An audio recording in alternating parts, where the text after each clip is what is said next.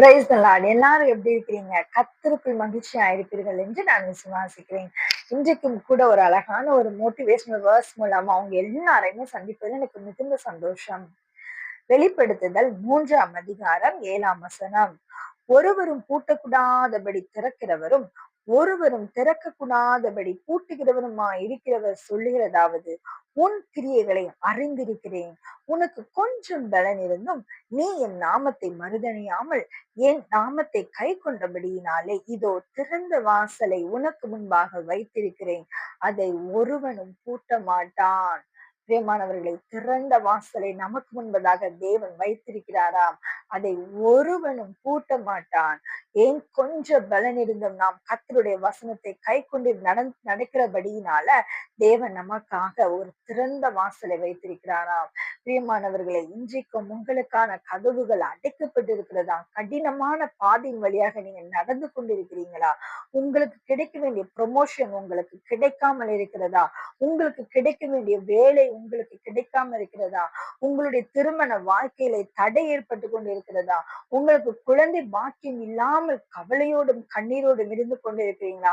பிரியமானவர்களை, ஒருவரும் பூட்டக்கூடாதபடி திறக்கிறவரும் ஒருவரும் திறக்க கூடாதபடி பூட்டுகிறவருமாயிருக்கிற கர்த்தர் சொல்லுகிற வார்த்தைகளை கேளுங்கள். உங்களுக்கு முன்பதாக தேவன் திறந்த வாசலை வைத்திருக்கிறார். நாம் செய்ய வேண்டியதெல்லாம் என்ன? அவருடைய வார்த்தையின்படி நடப்பதுதான், அவருடைய வசனத்தை கை கொள்ளுவதுதான். நமக்கு கொஞ்சம் பலன் இருந்தும் நம்மளுடைய கடினமான வாழ்க்கையில அவரை மறுதணியாமல் விசுவாசத்தோடு வாழ்வதுதான் நாம் செய்ய வேண்டிய காரியம். அப்படிப்பட்டவர்களுக்கு தேவன் அற்புதங்களை செய்து மகிழ பண்ணுவாராம். பிரியமானவர்களே, அன்றைக்கும் கூட இப்படிதான் இஸ்ரவேல் ஜனங்கள் எகிப்திலே அடிமைகளாக இருக்கும் பொழுது அந்த எகிப்தின் ராஜாவாகிய பார்வோனின் இருதயத்தை தேவன் கடினப்படுத்தினார்.